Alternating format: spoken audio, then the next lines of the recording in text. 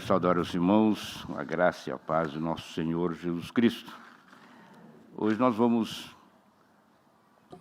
o nosso assunto hoje é revestimento. Gostaria que os irmãos abrissem suas Bíblias na carta de Paulo aos Colossenses, no capítulo 3.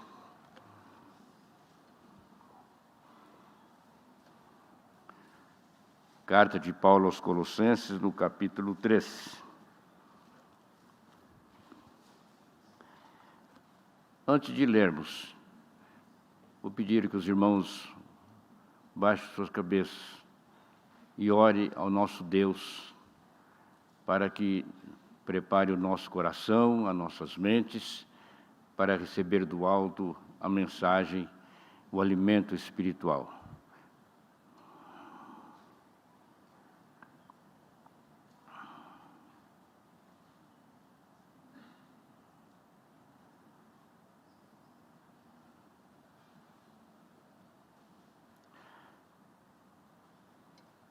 Pai amado, nosso Deus, estamos na Tua casa, porque aqui viemos nos alimentar. Alimentar deste pão tão precioso para a nossa vida espiritual. Por isso pedimos, ó Deus, que prepare o nosso coração, prepare a nossa mente, e prepare, ó Deus, a mim que Tu, ó Deus, escolheste para trazer a mensagem Tua, e que de meus lábios não saia nada além do que has de colocar, para que eu profira a mensagem que Tu tens para nós nesta noite. Nós oramos agradecidos pela mediação de Cristo Jesus. Amém.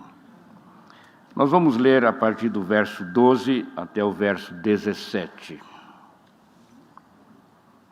E diz assim a palavra de Deus: Revesti-vos, pois, como eleitos de Deus, santos e amados, de ternos afetos de misericórdia, de bondade, de humildade, de mansidão, de longanimidade. Suportai-vos uns aos outros, perdoai-vos mutuamente, caso alguém tenha motivo de queixa contra outrem, assim como o Senhor vos perdoou, assim também perdoai vós.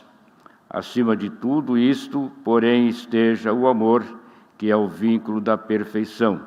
Seja a paz de Cristo o árbitro em vosso coração, a qual também fostes chamados em um só corpo, e sede agradecidos. Habite ricamente em vós a palavra de Cristo, instruí-vos e aconselhai-vos mutuamente em toda a sabedoria, louvando a Deus com salmos e hinos e cânticos espirituais, com gratidão em vosso coração, e tudo o que fizerdes, seja em palavras, seja em ação, fazei-o em nome do Senhor Jesus, dando por ele graças a Deus Pai. Meus irmãos, o texto que nós lemos é pequeno, mas nós vamos, no decorrer da mensagem, vamos retroceder um pouco no texto anterior, para que nós possamos compreender melhor a palavra do Senhor. E eu quero começar lembrando da minha adolescência. Desculpe fazer isso, mas eu acho que eu vou mexer com a adolescência de muita gente aqui. Tempos de ginásio, no meu tempo, hoje chama-se ensino fundamental, e alguns de nós ainda lembram das experiências científicas, a iniciação à ciência. Eu me lembro muito bem de quando fui instado a fazer uma experiência científica, a fazer a eletrólise. Alguém se lembra disto? Alguém fez essa experiência no ensino fundamental?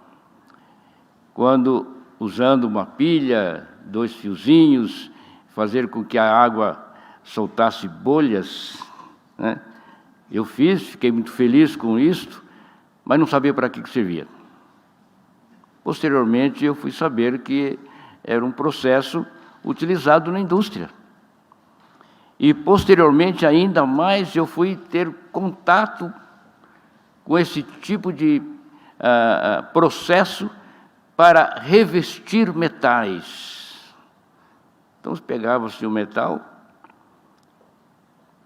pobre, digamos assim, pegava o ouro, metal rico, e aquele ouro ia revestindo aquele metal mais pobre, e ele ficava coberto de ouro. Eu achei aquilo fantástico, né? Vendo na prática o que aprendera lá na infância, na adolescência, e sendo, então, agora visto na prática o processo de eletrólise. Meus irmãos, o texto que nós acabamos de ler fala em revestimento. Revesti-vos, pois, como eleito de Deus, santos e amados. Eu costumo perguntar a cada texto que eu leio, cada livro, cada pedaço da Escritura que eu leio, eu pergunto, por que foi escrito isto? Principalmente quando eu leio as cartas de Paulo, as cartas de Pedro e outras cartas do Novo Testamento, eu pergunto, por que foi escrito isto? E aí você vai analisar. E Paulo, nós já dissemos isso aqui em outras ocasiões, Paulo sempre mostra um retrato do ambiente aonde é enviada a carta. E aqui nós temos, realmente, Paulo dizendo, revesti-vos, pois, como eleitos de Deus, santos e amados. Meus irmãos, atentemos para o texto anterior agora. Eu vou ler o versículo 5 e o versículo 8 do capítulo, do mesmo capítulo aqui, né? Capítulo 3, versículo 5 e o versículo 8, que diz o seguinte, o 5. Fazei, pois, morrer a vossa natureza terrena, prostituição, impureza, paixão lasciva, desejo maligno e avareza, que é a idolatria. Versículo 8. Agora, porém, despojai-vos igualmente de tudo isto, ira, indignação, maldade, maledicência, linguagem obscena no vosso falar. Nós vamos voltar à nossa eletrólise, momento oportuno, para nós considerarmos melhor. Mas, meus irmãos, Paulo está orientando a igreja de Colossos e para que eles atentassem para o ambiente em que eles estavam inseridos, o ambiente em que era um ambiente até pesado, digamos assim, espiritualmente falando. Além das pessoas incrédulas, tinha os falsos profetas.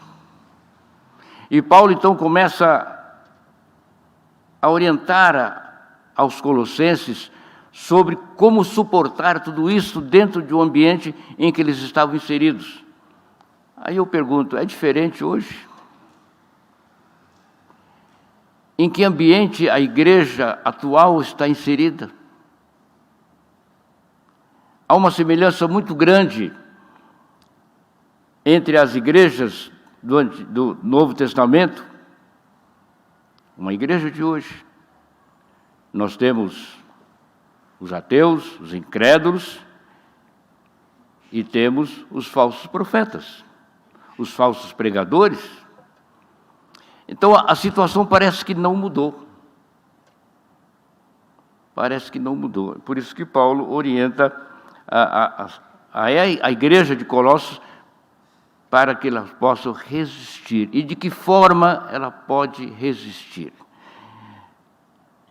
Vejam bem como é que ele chama a igreja de Colossos, aos colossenses. Ele diz, revesti-vos, pois, como eleitos de Deus. Então, o primeiro ponto.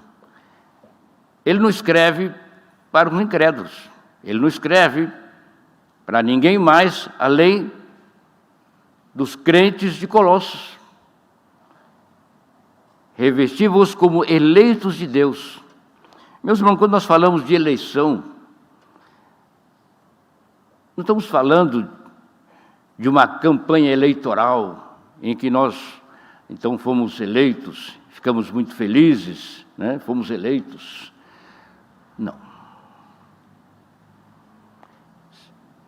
Nós fomos eleitos na eternidade. Fomos eleitos antes mesmo de nós nascermos. Portanto, meus irmãos, não há mérito nenhum em nós. Nós não fizemos nada para sermos eleitos, não fizemos campanha eleitoral, não decidimos ser crentes, nós não mexemos um dedo sequer para sermos eleitos, mas somos eleitos de Deus.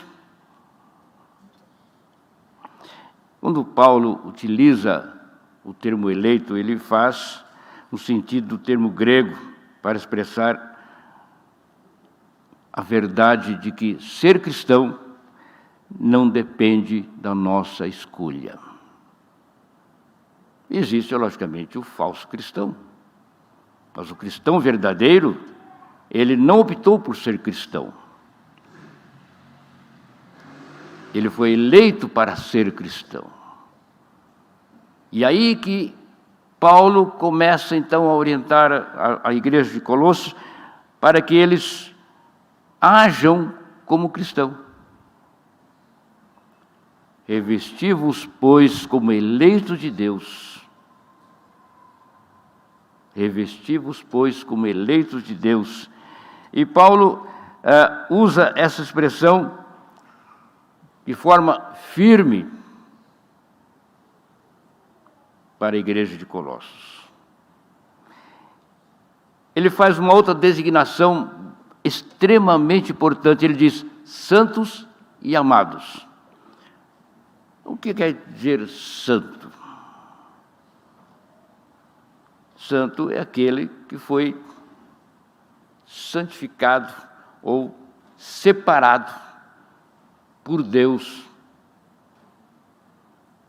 para ser objeto do seu amor. Um amor muito especial. Um amor que também não fizemos nada para ser amados, mas Deus nos amou. É interessante quando nós lemos lá em Romanos, né, quando ele fala de que os gêmeos não haviam feito nada ainda, ele já havia escolhido. Não haviam nascidos ainda. Não depende de quem quer, mas de usar Deus da sua misericórdia. É a soberania de Deus agindo nas nossas vidas, na vida dos eleitos de Deus, aquele que Ele elegeu antes da fundação do mundo. Santos e amados. Mas, meus irmãos, e o revestimento? Então vamos lá. Revesti-vos, pois, como eleitos de Deus, santos e amados, de quê? Qual é o revestimento que Paulo fala aqui? Ele começa: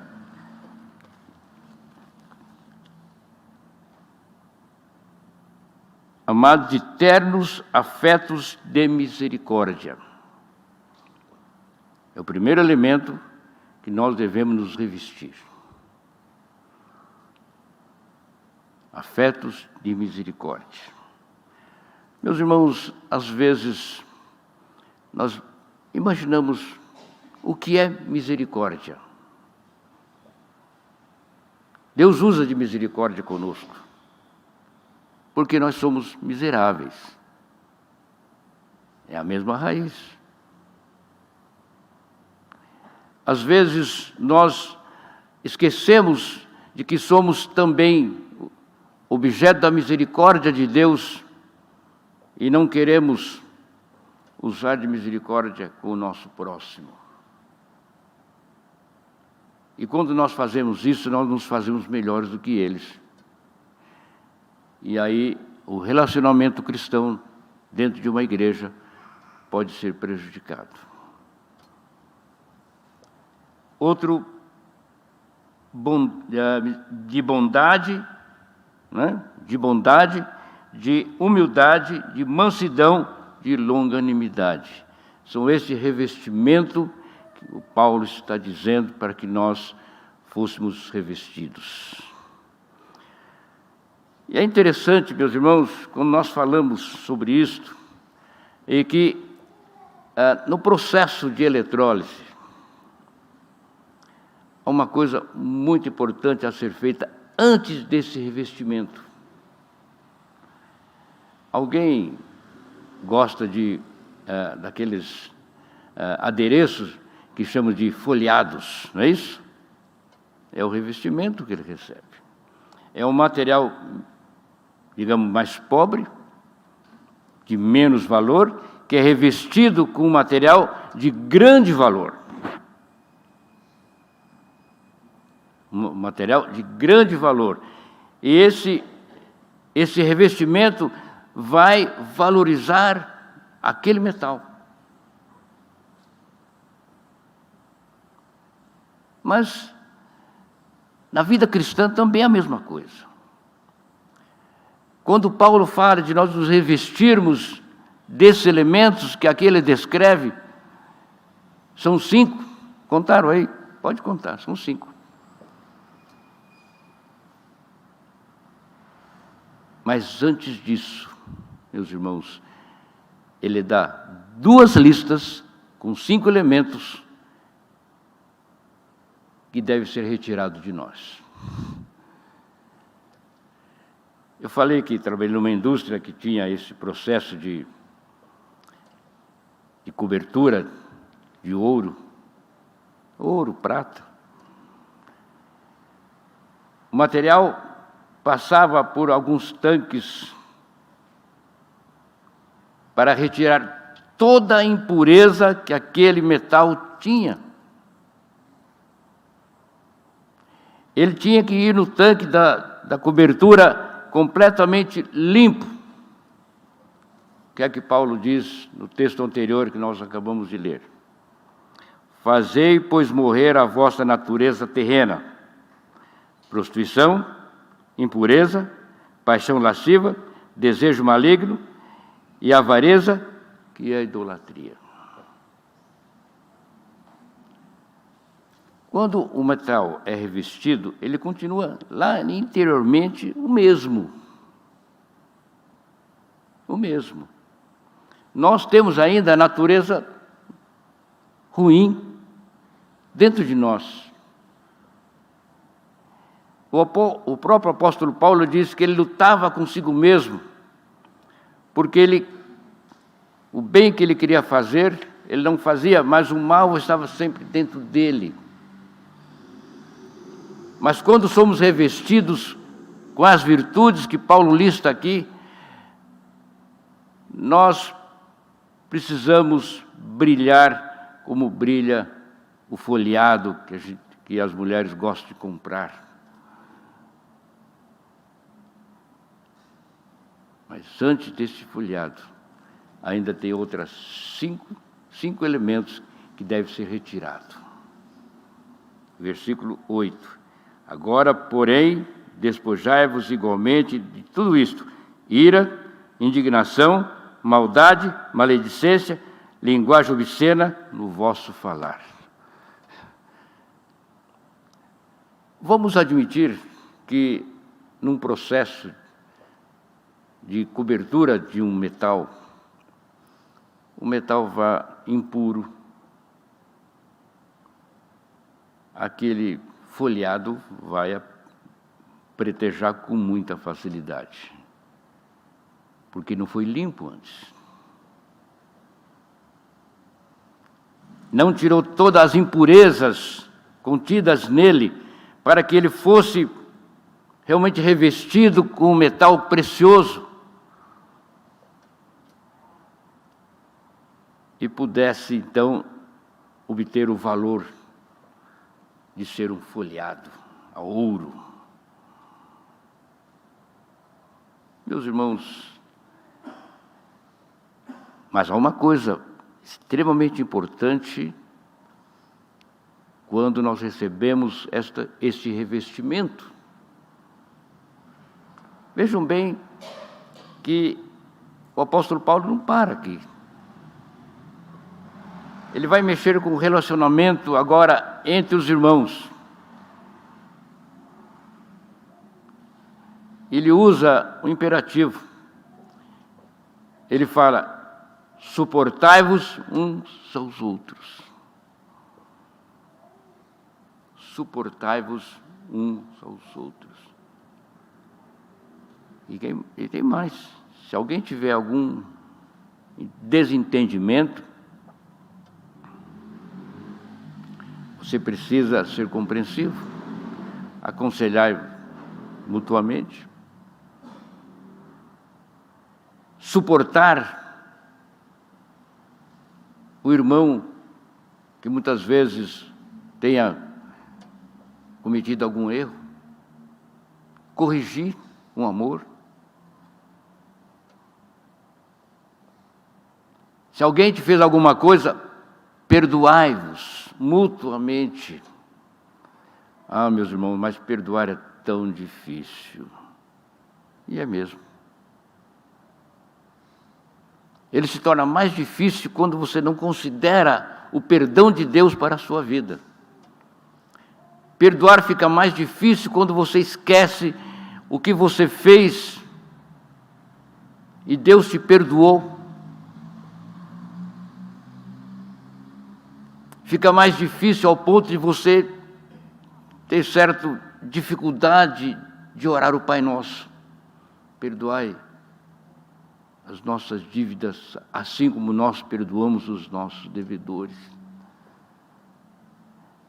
Esse revestimento, meus irmãos, traz uma responsabilidade muito grande. Não só dentro da igreja, no âmbito da igreja, mas fora dela, e muito mais fora dela. E é lá fora que nós devemos brilhar como revestidos com essas virtudes que Paulo coloca aqui. É lá fora que as pessoas devem ver como brilha esse revestimento em nós. O versículo 16 diz: habite ricamente em vós a palavra de Cristo. Meus irmãos, essa responsabilidade cabe a cada um de nós. Como nós estamos sendo vistos pelos nossos vizinhos? Como estamos sendo vistos dos nossos colegas de trabalho? Como estamos sendo vistos no coletivo que nós tomamos? Meus irmãos, é uma responsabilidade muito grande. Agora eu pergunto, se nós todos estamos revestidos com essas virtudes, será que nós fomos limpos de todas aquelas impurezas? Aquelas 2 listas de impureza que Paulo coloca? Se não, logo, logo vai começar a aparecer pontos de ferrugem. E devagarinho vai tomando todo o metal. E devagarinho vai nos corroendo. E nós vamos perdendo o brilho.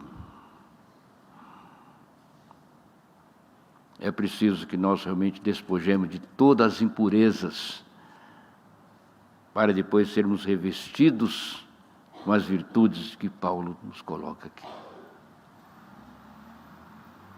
Meus amados irmãos, nós devemos tomar todo cuidado com as nossas vidas, porque as nossas vidas, elas anunciam Elas pregam através dos nossos procedimentos. As pessoas nos olham.